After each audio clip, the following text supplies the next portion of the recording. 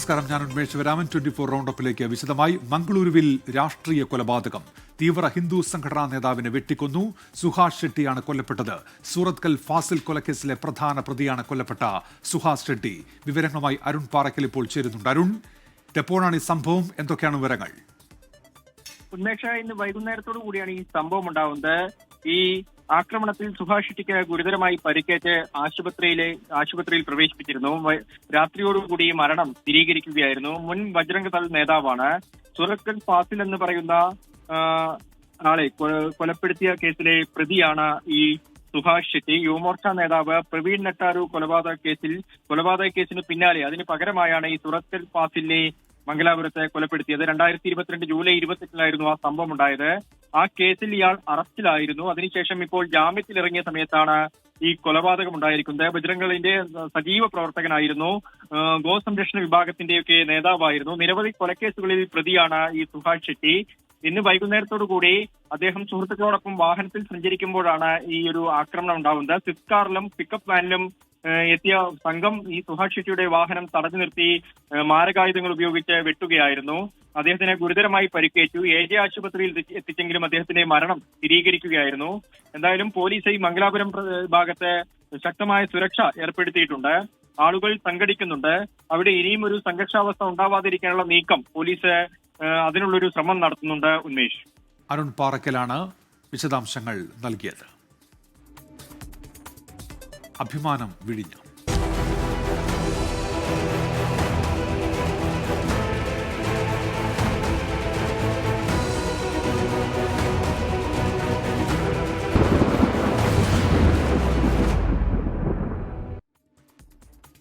കേരളത്തിന്റെ അഭിമാന പദ്ധതിയായി വിഴിഞ്ഞം രാജ്യാന്തര തുറമുഖം പ്രധാനമന്ത്രി നരേന്ദ്രമോദി നാളെ രാജ്യത്തിന് സമർപ്പിക്കും. ചടങ്ങിൽ പങ്കെടുക്കുന്നതിനായി പ്രധാനമന്ത്രി തിരുവനന്തപുരത്തെത്തി.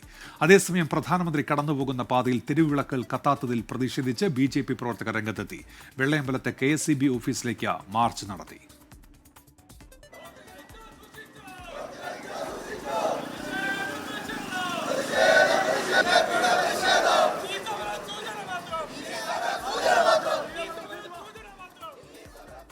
തിരുവനന്തപുരത്ത് നിന്ന് സലിം മാലിക് ഇപ്പോൾ വിവരങ്ങളുമായി ചേരുന്നുണ്ട്. സലിം, പ്രധാനമന്ത്രി കേരളത്തിലെത്തിയിരിക്കുന്നു. നാളെയാണ് വിഴിഞ്ഞം കമ്മീഷനിംഗ്. വിവരങ്ങൾ.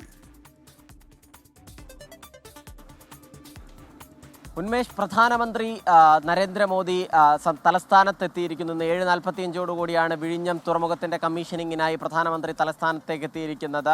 വലിയ രാഷ്ട്രീയ പ്രാധാന്യമുള്ള സംസ്ഥാനത്തെ സംബന്ധിച്ചിടത്തോളം എല്ലാ അർത്ഥത്തിലും അഭിമാനമായൊരു പ്രതിയാണ് വിഴിഞ്ഞം. അതിൻ്റെ രാഷ്ട്രീയ പ്രാധാന്യം, അതിൻ്റെ വിവാദങ്ങളും അതിൻ്റെ ക്രെഡിറ്റിനെ ചൊല്ലിയുമാണെങ്കിൽ ആ ക്രെഡിറ്റൊക്കെ ഏത് നിലയിലേക്ക് അതിൻ്റെ തർക്കങ്ങൾ പോയാലും ശരി, സംസ്ഥാനത്തിനെ സംബന്ധിച്ചിടത്തോളം വലിയ അഭിമാനമുള്ള പദ്ധതിയാണ്. അതിൻ്റെ സംസ്ഥാനത്തിൻ്റെ വികസന സാധ്യതകൾക്ക് ഒരു പുത്തൻ ചിറക് മുളയ്ക്കുന്ന പദ്ധതിയാണ്. അതുകൊണ്ട് തന്നെ അതിനെ വലിയ പ്രതീക്ഷയോടുകൂടിയാണ് കേരളം കാത്തിരിക്കുകയും ചെയ്യുന്നത്. നാളെ 11 മണിക്കാണ് ഈ തുറമുഖത്തിൻ്റെ കമ്മീഷനിങ് ചടങ്ങുകൾ. അതിൻ്റെ ഭാഗമായി കേരളത്തിലെത്തിയ പ്രധാനമന്ത്രി രാജ്ഭവനിലാണ് ഇന്ന് തങ്ങുന്നത്. അതിനുശേഷം നാളെ 10:15 വരെ രാജ്ഭവനിലുണ്ടാകും. 10:15 രാജ്ഭവനിൽ നിന്നും പുറപ്പെടുന്ന പ്രധാനമന്ത്രി 10:25 പാങ്ങോടേക്ക് എത്തും. പാങ്ങോടേക്ക് എത്തിയതിനു ശേഷം അവിടെ നിന്നും ഹെലികോപ്റ്റർ മാർഗമാണ് വിഴിഞ്ഞത്തേക്ക് എത്തുന്നത്. 10:40 വിഴിഞ്ഞത്തേക്ക് എത്തുകയും അതിനുശേഷം ആദ്യത്തെ 20 മിനിറ്റ് അവിടുത്തെ ഈ ഓപ്പറേഷൻ സെന്ററുകൾ പരിശോധിച്ച് അതിൻ്റെ വിഴിഞ്ഞത്തെ പ്രവർത്തനങ്ങൾ കാണുകയും ചെയ്യും. അതിന് പിന്നാലെ 11 മണിക്ക് ആരംഭിക്കുന്ന ചടങ്ങ് 1.5 മണിക്കൂർ നീണ്ടു നിൽക്കും. കൃത്യം 1.5 മണിക്കൂർ മാത്രമാകും ആ ചടങ്ങ് ഉണ്ടാവുക. 12:30 ആ ചടങ്ങ് പൂർത്തിയാകും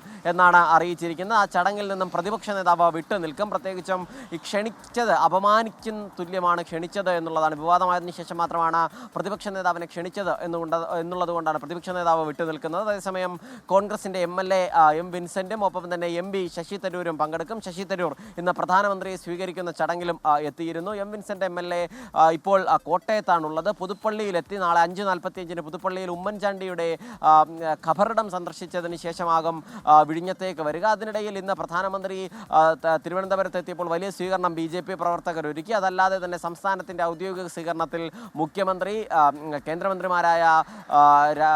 കേന്ദ്രമന്ത്രിമാരായ സുരേഷ് ഗോപി, ജോർജ് കുര്യൻ തുടങ്ങിയവരും പങ്കെടുത്തു. Shashi Tharoor MP, DGP, chief secretary തുടങ്ങിയവരും പങ്കെടുത്തിരുന്നു. BJP പ്രവർത്തകരും വലിയ സ്വീകരണമാണ് പ്രധാനമന്ത്രിക്ക് ഒരുക്കിയത്. ഉന്മേഷ്. സലിം മാലിക്കാണ് വിവരങ്ങൾ നൽകിയത്.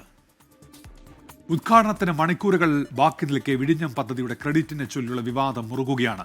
പദ്ധതിയുടെ ക്രെഡിറ്റ് ആർക്ക് എന്നതിലാണ് മുന്നണികളുടെ വാക്പോര്. വൈകി വന്ന ക്ഷണം നിരസിക്കുകയാണെന്നും ചടങ്ങിൽ പങ്കെടുക്കില്ലെന്നും VD സതീശൻ വ്യക്തമാക്കി. വിഴിഞ്ഞം പദ്ധതിയുടെ ക്രെഡിറ്റ് ആർക്ക്? ഇതേ ചൊല്ലി വിവാദങ്ങൾ അലയടിക്കുകയാണ്. ഉമ്മൻചാണ്ടി സർക്കാർ കൊണ്ടുവന്ന പദ്ധതിയുടെ ക്രെഡിറ്റ് LDF തട്ടിയെടുക്കുന്നു എന്നാണ് UDF പരാതി. ആരൊക്കെ എന്തൊക്കെ പറഞ്ഞാലും ഞാൻ നേരത്തെ പറഞ്ഞ പോലെ ക്രെഡിറ്റ് കൊടുക്കാനും വാങ്ങാനും പറ്റുന്നതല്ല, അത് ജനങ്ങൾ നൽകേണ്ടതാണ്. വിഴിഞ്ഞത്തിൻ്റെ ക്രെഡിറ്റിൽ നിന്നും ഉമ്മൻചാണ്ടിയെ മാറ്റാൻ ഒരു ഭരണാധികാരിക്കും പറ്റില്ല. ഉമ്മൻചാണ്ടിനെ അഴിമതിയിൽ അങ്ങോട്ട് മുക്കിയെടുക്കാൻ നോക്കിയിട്ടും അതൊന്നും മൈൻഡ് ചെയ്യാതെ വിഴിഞ്ഞം ഹാർബർ യാഥാർത്ഥ്യമാക്കാൻ വേണ്ടി നടത്തിയൊരു ശ്രമമുണ്ട്. ഞാനതിന് ദൃക്സാക്ഷിയാണ് അന്ന്. അപ്പോൾ അതുകൊണ്ട് തന്നെ ആ ഒരു ഫോട്ടോ ജനങ്ങളുടെ ഹൃദയത്തിൽ പതിഞ്ഞ സ്ഥിതിക്ക് ഇനിയിപ്പോൾ വേറെ ഫോട്ടോ ചെയ്യലും കുഴപ്പമൊന്നുമില്ല. പ്രധാനമന്ത്രി പങ്കെടുക്കുന്ന ചടങ്ങിൽ പ്രതിപക്ഷ നേതാവിനുള്ള ക്ഷണവുമായി ബന്ധപ്പെട്ട അതൃപ്തിയും UDF മറച്ചുവെക്കുന്നില്ല. വിഴിഞ്ഞത്തേക്ക് ഇല്ലെന്ന് ആവർത്തിക്കുകയാണ് VD സതീശൻ. ഒരുമിച്ച് ആഘോഷിച്ചു, ഞങ്ങൾ അതിൽ പ്രതിഷേധമില്ല, നിങ്ങൾ ഒരുമിച്ച് ആഘോഷിച്ചു. ഏതായാലും ഒരുമിച്ചാണല്ലോ എല്ലാ കാര്യത്തിലും, ഇതിൽ ഒരുമിച്ച് ആഘോഷിച്ചു. അപ്രിയ സത്യങ്ങൾ നമ്മൾ വിളിച്ചു പറയുമെന്നുള്ള ഭയം കൊണ്ടാണ് നമ്മളെ മാറ്റിയത്. അത് അവരുടെ ഔചിത്യം. എനിക്ക് പരിഭവമോ പിണക്കമോ ഒന്നുമില്ല. പദ്ധതി യാഥാർത്ഥ്യമായതിന്റെ പിന്നിൽ LDFന്റെ നിശ്ചയദാർഢ്യമെന്ന CPIM സംസ്ഥാന സെക്രട്ടറി MV ഗോവിന്ദൻ. പ്രതിപക്ഷ നേതാവിനെ ക്ഷണിക്കുന്നതുമായി ബന്ധപ്പെട്ട വിവാദത്തിൽ MV ഗോവിന്ദന്റെ മറുപടി ഇങ്ങനെ: അതേസമയം വിഴിഞ്ഞത്ത് പദ്ധതിയിൽ അവകാശവാദം ഉന്നയിച്ചുള്ള ഫ്ലക്സുകളും നിരന്നു. വാക്കുപാലിച്ചെന്ന് CPIM. ഉമ്മൻചാണ്ടിയുടെ ചിത്രങ്ങളുമായി കോൺഗ്രസ്. പ്രധാനമന്ത്രിക്ക് നന്ദി അറിയിച്ച BJPയും വിഴിഞ്ഞത്ത് ഫ്ലക്സുകൾ നിരത്തി. 24 തിരുവനന്തപുരം. ഇപ്പോൾ വരുന്നൊരു വാർത്ത. IPL നിന്ന് രാജസ്ഥാൻ റോയൽസ് പ്ലേ ഓഫ് കാണാതെ പുറത്തു പോവുകയാണ്. നിർണായക മത്സരത്തിൽ മുംബൈ ഇന്ത്യൻസിനോട് 100 റൺസിനാണ് തോറ്റിരിക്കുന്നത്. 218 റൺസ് വിജയലക്ഷ്യം പിന്തുടർന്ന രാജസ്ഥാൻ 117-ന് ഓൾ ഔട്ട് ആവുകയായിരുന്നുവെന്ന് സ്പോർട്സ് ഡെസ്കിൽ നിന്ന് അനിൽ വാസ്തവ് ഇപ്പോൾ റിപ്പോർട്ട് ചെയ്യുന്നുണ്ട്. പാക് സേനയുടെയും ഭീകരരുടെയും തുടർച്ചയായ പ്രകോപനങ്ങളിൽ നിലപാട് കടുപ്പിച്ച് ഇന്ത്യ. പാകിസ്ഥാനുമായുള്ള കപ്പൽ ഗതാഗതവും പാകിസ്ഥാനിലേക്കുള്ള പോസ്റ്റൽ സർവീസും നിർത്തിവെക്കാനാണ് ഇന്ത്യൻ നീക്കം. അതിർത്തിയിൽ പാക് സേനയുടെ പ്രകോപനത്തിന് സുരക്ഷാ സേന കനത്ത തിരിച്ചടി നൽകി. ഗുജറാത്ത് തീരത്ത് അറബിക്കടലിൽ നേർക്കുനേർ ഇന്ത്യ പാക് നാവികസേനകൾ നിലയുറപ്പിച്ചതിന്റെ ഉപഗ്രഹ ചിത്രങ്ങളും പുറത്തുവന്നു. പഹൽഗാം ഭീകരാക്രമണത്തിന് ശേഷം ഇരു രാജ്യങ്ങളും തമ്മിലുള്ള നയതന്ത്ര സംഘർഷം രൂക്ഷമായിരിക്കെ അറബിക്കടലിൽ മുഖാമുഖം നിൽക്കുകയാണ് ഇന്ത്യ പാക് നാവികസേനകൾ. ഗുജറാത്ത് തീരത്തിന് 85 നോട്ടിക്കൽ മൈൽ അകലെയാണ് ഇന്ത്യയുടെ നാവികാഭ്യാസം.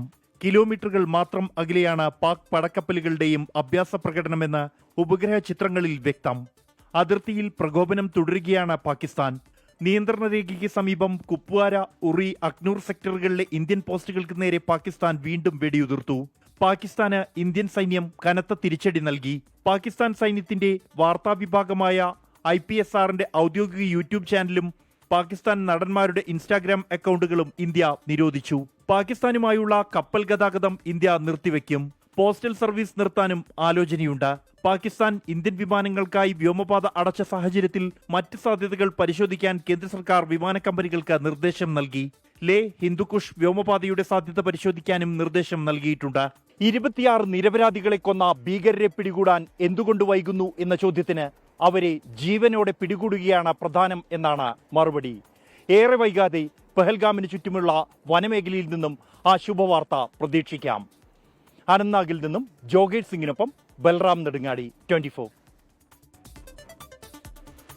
പെഹൽഗാം ഭീകരാക്രമണത്തിന് പിന്നാലെ ഇന്ത്യ നിലപാട് കടുപ്പിച്ചതോടെ അന്താരാഷ്ട്ര സഹായം തേടി പാകിസ്ഥാൻ. പ്രശ്നത്തിൽ ഇടപെടണമെന്നാവശ്യപ്പെട്ട് പാകിസ്ഥാൻ അമേരിക്കൻ പ്രസിഡന്റിനെ സമീപിച്ചു. ഭീകരവാദത്തിന് എതിരായ പോരാട്ടത്തിൽ ഇന്ത്യക്കൊപ്പമാണെന്നും സ്വയം പ്രതിരോധിക്കാനുള്ള ഇന്ത്യയുടെ അവകാശത്തെ പിന്തുണയ്ക്കുന്നുവെന്നും US പ്രതിരോധ സെക്രട്ടറി വ്യക്തമാക്കി. അമേരിക്കയിലെ പാക് അംബാസഡർ റിസ്വാൻ സയ്യിദ് ഷെയ്ഖാണ് ഡൊണാൾഡ് ട്രംപിനോട് സഹായം തേടിയത്. ലോകസമാധാനത്തിനു വേണ്ടി നിലകൊള്ളുന്ന US president Donald Trump India Pakistan സംഘർഷം അവസാനിപ്പിക്കാൻ ഇടപെടണമെന്നാണ് ആവശ്യം. ഇന്ത്യയും പാകിസ്ഥാനും തമ്മിലുള്ള അടിസ്ഥാന പ്രശ്നങ്ങൾക്ക് കാരണം കാശ്മീരാണ്. ഇന്ത്യയെപ്പോലുള്ള വലിയ രാജ്യത്തോട് യുദ്ധത്തിനില്ല, സമാധാനമാണ് ആഗ്രഹിക്കുന്നതെന്നും പാക് അംബാസഡർ വ്യക്തമാക്കി. അമേരിക്കൻ മാഗസിൻ അനുവദിച്ച അഭിമുഖത്തിലാണ് പ്രതികരണം. പഹൽഗാമിലെ ഭീകരാക്രമണത്തിനു ശേഷം ഇന്ത്യൻ നടപടികൾ ഊർജിതമാക്കുന്നതിനിടെയാണ് പാകിസ്ഥാൻ അമേരിക്കൻ പ്രസിഡന്റിനോട് സഹായം തേടുന്നത്. ഭീകരാക്രമണത്തിൽ പാകിസ്ഥാന്റെ പങ്ക് വിശദമാക്കുന്ന തെളിവുകൾ പ്രധാനമന്ത്രി നരേന്ദ്രമോദി, ഡൊണാൾഡ് ട്രംപ് അടക്കമുള്ള നേതാക്കൾക്ക് കൈമാറിയിട്ടുണ്ട്.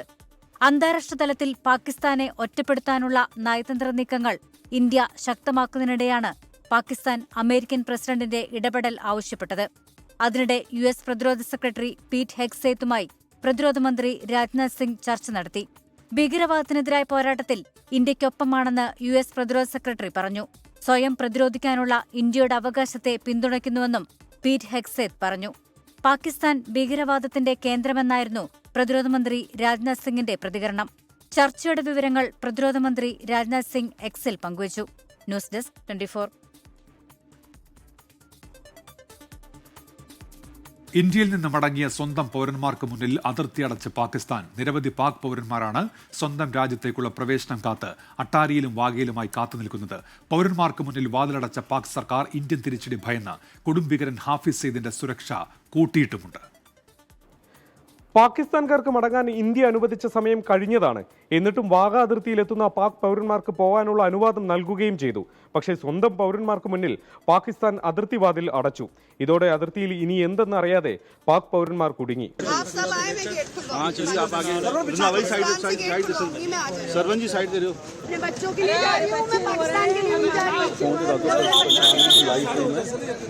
बताएं सुबह 6 बजे से आए हैं, ये तो इन्हीं से पूछे ना क्यों बंद है. അതേസമയം ഭീകര സംഘടനയായ ലഷ്കർ ഇ തോയ്ബയുടെ തലവൻ ഹാഫിസ് സെയ്ദിന് രക്ഷാകവചം ഒരുക്കുകയാണ് പാകിസ്ഥാൻ. പഹൽഗാം അടക്കം ഇന്ത്യയിലെ പല ഭീകരാക്രമണങ്ങളുടെയും സൂത്രധാരനാണ് ഹാഫിസ് സെയ്ദ്. ഇയാളുടെ ജീവനൊടുക്കാൻ ഇന്ത്യൻ ഏജന്റുമാർ എത്തുമെന്ന് ഭയക്കുകയാണ് പാകിസ്ഥാൻ. സൈന്യവും ISIയും ലഷ്കർ ഭീകരരും ചേരുന്ന വൻ സുരക്ഷാ വലയം ലാഹോറിലെ വീടിന് ചുറ്റുമുണ്ട്. 4 കിലോമീറ്റർ ചുറ്റളവിൽ ഹൈ റെസൊല്യൂഷൻ ക്യാമറകൾ സ്ഥാപിച്ച് നിരീക്ഷണം ശക്തമാക്കി. ലാഹോറിനും ഇസ്ലാമാബാദിനും മുകളിൽ നാളെ വരെ വിമാനയാത്ര വിലക്കി. അതേസമയം പാക് ചാര സംഘടനയുടെ തലവൻ ലഫ്റ്റനന്റ് ജനറൽ മുഹമ്മദ് അസീം മാലിക്കിന് ദേശീയ സുരക്ഷാ ഉപദേഷ്ടാവിന്റെ അധിക ചുമതലയും പാകിസ്ഥാൻ നൽകി. 2022 മുതൽ ഈ പദവി ഒഴിഞ്ഞുകിടക്കുകയാണ്. കശ്മീരിൽ ആക്രമണം നടത്തിയ TRF എന്ന ഭീകര സംഘടനയുടെ പേര് UN പ്രമേയത്തിൽ നിന്ന് വെട്ടിയത് പാകിസ്ഥാൻ ഇടപെട്ടതുകൊണ്ടാണെന്ന് പാക് വിദേശകാര്യമന്ത്രി ഇഷാഖ് ദർ പറഞ്ഞു. പാകിസ്ഥാൻ ദേശീയ അസംബ്ലിയിലായിരുന്നു വിവാദ പ്രസ്താവന. 24 ഡൽഹി. ഭീകരവാദം അവസാനിക്കുന്നതുവരെ വിശ്രമിക്കില്ലെന്ന് കേന്ദ്ര ആഭ്യന്തരമന്ത്രി അമിത്ഷാ. പഹൽഗാം ആക്രമണത്തിന് തക്കതായ മറുപടി നൽകും. ഒരു ഭീകരവാദിയെയും വെറുതെ വിടില്ലെന്നും അദ്ദേഹം പറഞ്ഞു. मैं सभी आतंक फैलाने वालों को कहना चाहता हूं कि लड़ाई का अंत नहीं है, एक मकाम है. हर व्यक्ति को चुन चुन कर जवाब भी मिलेगा, जवाब भी लिया. इस देश की इंच इंच भूमि पर से आतंकवाद को मूल समेत उखाड़ने का हमारा संकल्प है और वो सिद्ध होकर रहेगा. റാപ്പർ വേടന് എതിരായ പുലിപ്പല്ല് കേസിൽ വനമന്ത്രി AK ശശീന്ദ്രനും ഉദ്യോഗസ്ഥരും 2 തട്ടിൽ. കേസ് സ്വാഭാവികമെന്ന മുൻ നിലപാട് തിരുത്തിയ വനമന്ത്രി വീഴ്ച സംഭവിച്ചെന്ന് സമ്മതിച്ചു. കേസിൽ പ്രഥമദൃഷ്ട്യാ കുറ്റകൃത്യമില്ല എന്ന Perumbavoor judicial first class magistrate കോടതിയുടെ നിരീക്ഷണവും വനംവകുപ്പിന് തിരിച്ചടിയായി. വേടൻ വിഷയത്തിൽ മുഖ്യമന്ത്രി നിലപാട് വ്യക്തമാക്കിയതിന് പിന്നാലെയാണ് മലക്കം മറിഞ്ഞ വനം മന്ത്രി രംഗത്തെത്തിയത്. വേടൻ രാഷ്ട്രീയ ബോധമുള്ള കലാകാരനാണ്. കേസെടുത്ത നടപടി അന്വേഷിക്കാൻ വനം മേധാവിയെ നിയോഗിച്ചെന്നും AK ശശീന്ദ്രൻ. വേടൻ്റെ കാര്യത്തിൽ ഗവൺമെൻറ്റിന് അതിയായ താല്പര്യമുള്ള ഒരു പൊതുപ്രവർത്തകനാണ്, വലിയ സംഗീത വിദഗ്ധനാണ്, നല്ല രാഷ്ട്രീയ ബോധ്യമുള്ളതാണ്. അങ്ങനെയുള്ള ഒരാളുടെ കാര്യത്തിൽ കുറച്ചും കൂടി ശ്രദ്ധിച്ച് കാര്യങ്ങൾ ചെയ്യണം എന്നുള്ളതാണ് ഇപ്പോൾ നമ്മൾ എത്തിച്ചേർന്നിട്ടുള്ള നിഗമനം. വേടന്റെ കേസിൽ ഉന്നത ഉദ്യോഗസ്ഥരുടെ കൂടിയാലോചനയ്ക്ക് ശേഷം തുടർ നടപടികൾ സ്വീകരിക്കാനാണ് ഉദ്യോഗസ്ഥരുടെ തീരുമാനം. പുലിപ്പല്ല് കേസിൽ വേടനെതിരെ നിലവിലെ തെളിവുകൾ അനുസരിച്ച് പ്രഥമദൃഷ്ട്യാ വനംവകുപ്പിന് കുറ്റം തെളിയിക്കാനായില്ല. പുലിപ്പല്ല് യഥാർത്ഥമാണോ എന്ന് കണ്ടെത്തേണ്ടത് ശാസ്ത്രീയ പരിശോധനയിലാണ്. വേടനെതിരെ സമാനമായ മറ്റു കേസുകളുമില്ല. ഇക്കാര്യങ്ങൾ പരിഗണിച്ചാണ് പെരുമ്പാവൂർ ജുഡീഷ്യൽ മജിസ്ട്രേറ്റ് കോടതി വേടന് ജാമ്യം അനുവദിച്ചത്. ആദ്യം പുലിപ്പല്ലുകൊണ്ട് പുലിവാല് പിടിച്ചത് വേടനായിരുന്നു. എന്നാൽ കേസിൽ മന്ത്രിയും ഉദ്യോഗസ്ഥരും 2 തട്ടിലായതോടെ പ്രതിസന്ധിയിലായിരിക്കുന്നത് വനം വകുപ്പാണ്. പിന്നോട്ടു പോവുകയല്ലാതെ മറ്റു മാർഗങ്ങളില്ല വിമർശനങ്ങൾ ഒഴിവാക്കാൻ. കൊച്ചിയിൽ നിന്ന് വിഷ്ണു സുരേഷ്, 24. സമൂഹത്തിൽ 2 തരം നീതി എന്ന രാഷ്ട്രീയ ചർച്ചയ്ക്കാണ് വേടനെതിരെയുള്ള പുലിപ്പല്ല് കേസ് വഴിവെച്ചത്. രാഷ്ട്രീയ നേതൃത്വങ്ങൾ വനംവകുപ്പ് നടപടിയെ തള്ളി രംഗത്തെത്തിയതോടെ വേടന് പിന്തുണയേറി. ഇരട്ട നീതി എന്നത് യാഥാർത്ഥ്യം എന്നായിരുന്നു വേടന്റെ പ്രതികരണം. പുതിയതായിട്ട് വേടനൊന്നും പറയാനൊന്നുമില്ല. ഇരട്ട നീതി നിങ്ങൾക്ക് എല്ലാവർക്കും മനസ്സിലാവുന്നുണ്ടല്ലോ. അത് ചോറക്കത്തിനുള്ള ആൾക്കാരല്ലേ, അപ്പൊ നിങ്ങൾക്ക് എല്ലാവർക്കും മനസ്സിലാവും. അത് അതിനെക്കുറിച്ച് വേറെ അധികം ഒന്നും പറയാനില്ല. മന്ത്രിയുടെ അഭിപ്രായത്തെക്കുറിച്ച് അഭിപ്രായം പറയാൻ ഞാൻ ഒരാളല്ല, ഞാനൊരു കലാകാരനാണ്. സിനിമയിലെയും രാഷ്ട്രീയത്തിലെയും VIP-കൾക്കും റാപ്പർ വേടനും 2 തരം നീതിയോ? പുലിപ്പല്ല് കൈവശം വെച്ചതിൽ വേടനെതിരെ വനം വകുപ്പ് കേസെടുത്തതിന് പിന്നാലെ ഉയർന്ന ചോദ്യത്തിന് വേടൻ തന്നെ മറുപടി പറയുകയാണ്. കഞ്ചാവ് കേസിൽ വേടനെ കുറ്റപ്പെടുത്തിയവർ ഉൾപ്പെടെ പുലിപ്പല്ല് കേസിൽ പിന്തുണയുമായി എത്തി.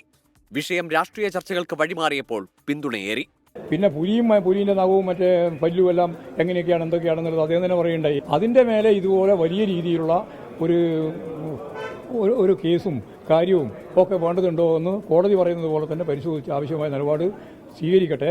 ഫോറസ്റ്റ് സാധാരണ ചെയ്യുന്നതിനേക്കാൾ കൂടുതലായി കാര്യങ്ങൾ ചെയ്തു എന്നുള്ള ഒരു പൊതുബോധം ഉണ്ടായിട്ടുണ്ട്. അത് ഫോറസ്റ്റ് ഡിപ്പാർട്ട്മെന്റ് പരിശോധിച്ച് അങ്ങനെ കൂടുതലായി ഈ ഒരു വാർത്താ പ്രാധാന്യത്തിലും മറ്റു കാര്യങ്ങൾക്കുമായി അയാളെ ഹറാസ് ചെയ്തിട്ടുണ്ടെങ്കിൽ അത് പരിശോധിച്ച് വേണ്ട നടപടികൾ സ്വീകരിക്കും. പുലിപ്പല്ല് കേസിൽ വീഴ്ച സംഭവിച്ചെന്ന് ഭരണ പ്രതിപക്ഷങ്ങൾ അഭിപ്രായപ്പെട്ടതോടെ വനംവകുപ്പിനെതിരെ ഉയരുന്നത് കടുത്ത വിമർശനമാണ്. ലഹരിക്കേസിൽ തെറ്റ് സമ്മതിച്ചതും ആവർത്തിക്കില്ലെന്ന് പരസ്യമാക്കിയതും വേടനുള്ള സ്വീകാര്യത കൂട്ടി. എന്നെ കണ്ട് ഇതാരും പഠിക്കരുത്, ഞാൻ പരമാവധി ശ്രമിക്കും എന്നെ തിരുത്താൻ. കള്ളുകൂടിയും പുകവലിയൊക്കെ നിർത്താൻ ഞാൻ ശ്രമിക്കട്ടെ. അപ്പോൾ നിങ്ങൾ ദയവ് ചെയ്ത് എന്റെ കൊച്ചുമക്കളെ, ഞാൻ പുകവലിക്കും കള്ളുകൂടിയും ചെയ്യുന്നുണ്ട്, നിങ്ങളത് ഇൻഫ്ലുവൻസ് ആവാതിരിക്കും. എന്റെ ജോലിയാണല്ലോ മാഷേ അത്. പാട്ട് എഴുതുക, വിപ്ലവ പാട്ടുകൾ ഇനിയും വരും, പ്രേമപാട്ടുകളും ഉണ്ടാവാൻ ഇടയിൽ എല്ലാവരും പാട്ട് കേൾക്കുക. ഒരു കലാകാരൻ രാഷ്ട്രീയത്തെക്കുറിച്ചും അവന്റെ ചുറ്റുപറ്റും നടക്കുന്ന കാര്യങ്ങളെക്കുറിച്ച് സംസാരിക്കേണ്ട ആൾ തന്നെയാണ്. മൂർച്ചയുള്ള പാട്ടുകളുമായി വരുമെന്ന ആത്മവിശ്വാസത്തോടെയുള്ള വേടന്റെ വാക്കുകൾക്ക് സമൂഹമാധ്യമത്തിൽ വൻ കയ്യടിയും ഉയരുന്നു. 24 കൊച്ചി. ആശാ വർക്കേഴ്സ് സമരത്തിന് പിന്തുണ പ്രഖ്യാപിച്ചതിന്റെ പേരിൽ അഭിപ്രായ സ്വാതന്ത്ര്യം വിലക്കാൻ ശ്രമമുണ്ടായെന്ന് പ്രശസ്ത നർത്തകിയും കലാമണ്ഡലം കൽപ്പറ്റ സർവകലാശാല ചാൻസലറുമായ മല്ലിക സാരാഭായ്. എന്നാൽ എതിർപ്പുകൾ തള്ളി ആശാ വർക്കേഴ്സിന് ഐക്യദാർഢ്യം പ്രഖ്യാപിച്ച് തൃശൂരിൽ നടത്തിയ പരിപാടിയിൽ മല്ലിക സാരാഭായ് പങ്കെടുത്തു. നിലപാടുകളിൽ ഉറച്ചു നിൽക്കുമെന്ന് മല്ലിക സാരാഭായ് 24നോട് പറഞ്ഞു. സാറ ജോസഫ് അടക്കമുള്ള സാംസ്കാരിക നായകരാണ് ആശാപ്രവർത്തകർക്ക് ഐക്യദാർഢ്യം പ്രഖ്യാപിച്ച് തൃശൂരിൽ ഇന്ന് പരിപാടി സംഘടിപ്പിച്ചത്. ആശാപ്രവർത്തകർക്ക് 1000 രൂപ വീതം പൗരസമിതി നൽകുന്നതാണ് പരിപാടി. സമരത്തെ അനുകൂലിച്ച് പരിപാടിയിൽ പങ്കെടുക്കാൻ തുനിഞ്ഞതോടെ താൻ ഇത്തരം വിഷയങ്ങളിൽ ഇടപെടരുതെന്ന തരത്തിൽ പലയിടത്തു നിന്ന് സന്ദേശങ്ങൾ കിട്ടിയെന്നാണ് മല്ലിക സാരാഭായ് ഫേസ്ബുക്കിൽ കുറിച്ചത്. കലാമണ്ഡലത്തിലെ ചാൻസലർ എന്ന പദവിയുള്ളപ്പോൾ അഭിപ്രായ പ്രകടനത്തിന് വിലക്കുണ്ടത്രേ. പക്ഷേ തനിക്ക് താനാകാനേ കഴിയൂവെന്നും കുറിച്ചു. പരിപാടിയിൽ നിന്ന് താൻ പിന്നോട്ട് പോവില്ലെന്ന് രാവിലെ മല്ലിക സാരാഭായ് 24നോട് പറഞ്ഞു. 2 മണിക്ക് ശേഷം നടന്ന പരിപാടിയിൽ ഓൺലൈനായി 1000 രൂപ ആശാ വർക്കർമാർക്ക് നൽകി നിലപാടിൽ ഉറച്ചു നിൽക്കുകയും ചെയ്തു. പരിപാടിയിൽ മല്ലിക സാരാഭായിയുടെ സന്ദേശവും വായിച്ചു. മല്ലിക സാരാഭായ് എന്തുകൊണ്ടാണ് ആദ്യം തന്നെ ഇതിനോട് പ്രതികരിച്ചതെന്ന് ആലോചിക്കണം. അവരൊരു സ്ത്രീയാണ്.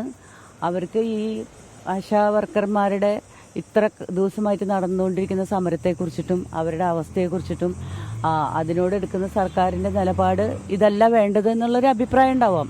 അതിപ്പോൾ മല്ലിക സാരാഭായിക്ക് മാത്രമല്ല, ഒരുപാട് ഹൃദയമുള്ള മനുഷ്യർക്കൊക്കെ തോന്നുന്ന ഒരു കാര്യമാണ്. മല്ലിക സാരാഭായിയുടെ വെളിപ്പെടുത്തലിനോട് പക്ഷേ CPIMോ സംസ്ഥാന സർക്കാരോ പ്രതികരിച്ചിട്ടില്ല. ഡൽഹിയിൽ നിന്നും ശ്രീനാഥ് ചന്ദ്രൻ, 24. സെക്രട്ടേറിയറ്റിന് മുന്നിലെ നിരാഹാര സമരം അവസാനിപ്പിച്ച ആശാ വർക്കേഴ്സ് രാപകൽ സമരയാത്രയുടെ പശ്ചാത്തലത്തിലാണ് നിരാഹാര സമരം അവസാനിപ്പിച്ചത്. തൊഴിലാളി ദിനത്തിൽ ആശാ വർക്കേഴ്സ് മെയ് ദിന റാലി നടത്തി. 43 ദിവസം നീണ്ട നിരാഹാര സമരത്തിനാണ് ഇന്ന് അവസാനമായത്. കാസർഗോഡ് മുതൽ തിരുവനന്തപുരം വരെ നടക്കുന്ന രാപ്പകൽ സമരയാത്രയുടെ ഫ്ളാഗ് ഓഫ് സെക്രട്ടേറിയറ്റിന് മുന്നിലെ സമരപ്പന്തലിൽ നടന്നു.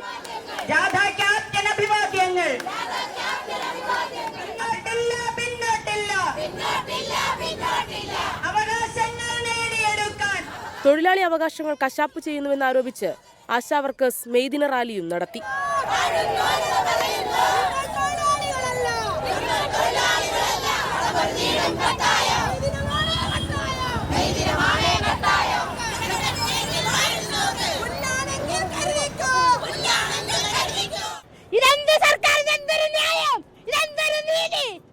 സ്വന്തം ജീവൻ പോലും ബലികഴിച്ച രക്തസാക്ഷികൾ കാലത്തൊക്കെ കമ്മ്യൂണിസത്തെ സംരക്ഷിച്ചുകൊണ്ടുവന്ന ഈ കമ്മ്യൂണിസം വലിച്ചു പറിച്ച് കശാപ്പ് ചെയ്തിരിക്കുകയാണ് ഇന്നത്തെ ഭരണാധികാരികൾ. ഓണറേറിയം വർദ്ധിപ്പിക്കുക, വിരമിക്കൽ ആനുകൂല്യം നൽകുക, പെൻഷൻ നൽകുക എന്നീ ആവശ്യങ്ങൾ പരിഗണിക്കാതെ സമരത്തിൽ നിന്ന് പിന്നോട്ടില്ലെന്ന നിലപാടിൽ ഉറച്ചു നിൽക്കുകയാണ് സമരസമിതി. 24 തിരുവനന്തപുരം. ഇസ്രയേലിലെ ജെറുസലേമിൽ കാട്ടുതീ പടരുന്നു. 3000-ഓളം ഏക്കർ പ്രദേശം കത്തിനശിച്ചു. കാട്ടുതീ വ്യാപനത്തെ തുടർന്ന് ഇസ്രയേൽ ദേശീയ അടിയന്തരാവസ്ഥ പ്രഖ്യാപിച്ചു. ബുധനാഴ്ച രാവിലെ ജെറുസലേം കുന്നുകളിലുണ്ടായ കാട്ടുതീ വൈകുന്നേരത്തോടെ ലാട്രൂൺ, നെവ്ഷാലോം, എഷ്താവോൾ എന്നിവിടങ്ങളിലേക്ക് പടർന്നു. ശക്തമായ കാറ്റും ഉയർന്ന താപനിലയും തീ പടരാൻ കാരണമായി. കാട്ടുതീ വ്യാപനത്തെ തുടർന്ന് ഇസ്രായേലിൽ ദേശീയ അടിയന്തരാവസ്ഥ പ്രഖ്യാപിച്ചു. തീയണയ്ക്കാൻ ഇസ്രായേൽ അന്താരാഷ്ട്ര സഹായം തേടി. വിമാനങ്ങൾ കൂടാതെ ഹെലികോപ്റ്ററുകളും തീയണയ്ക്കാനുള്ള ദൌത്യത്തിനുണ്ട്. ഗ്രീസും ഇറ്റലിയും ക്രൊയേഷ്യയും കൂടുതൽ അഗ്നിരക്ഷാ സാമഗ്രികൾ ജെറുസലേമിലേക്ക് എത്തിച്ചു. ദേശീയപാതകൾ ഉൾപ്പെടെ പ്രധാന റോഡുകൾ അടച്ചു. ദേശീയോദ്യാനങ്ങളിലേക്കുള്ള സന്ദർശനം ഒഴിവാക്കണമെന്നും നിർദ്ദേശമുണ്ട്. രാജ്യത്ത് ഇതുവരെ ഉണ്ടായതിൽ വെച്ച് ഏറ്റവും വലിയ തീപിടുത്തമാണ് ഇതെന്നാണ് വിവരം. International desk 24. ഇതോടെ 24 ഉണ്ട് പൂർത്തിയാവുകയാണ്.